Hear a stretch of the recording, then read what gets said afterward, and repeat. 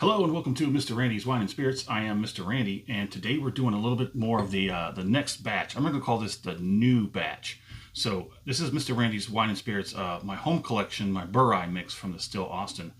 As you can see, I have over here, this bottle is 40% bourbon with 60% of the rye, and then this one is 60% bourbon and 40% rye.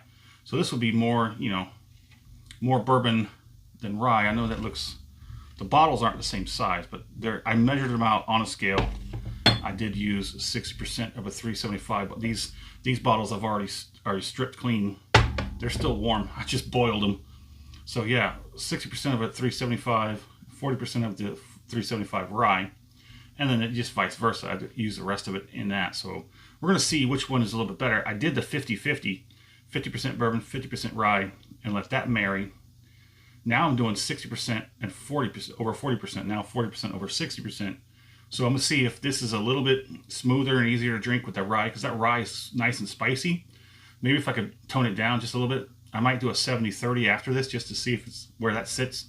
And then over here you got the 40%. This is like really high rye, really high rye. So this might be just toned down the rye just a little bit with that bourbon in there. Now I do know that the bourbon is a mixture of things too, so that has to be taken into account. So it will not be exactly 60% bourbon and 40% bourbon. It'll be less than that, you know what I'm saying? And that rye actually go up because there's some rye in the bourbon, right? So those numbers are ishy, but close enough. And if I'll tweak it, probably do a third one after this, where I'll flip it 70-30, 30-70. But there it is. Tell me what you think in the comments, and as always, thanks for stopping by here at Mr. Randy's Wine and Spirits. Hope it's a good one.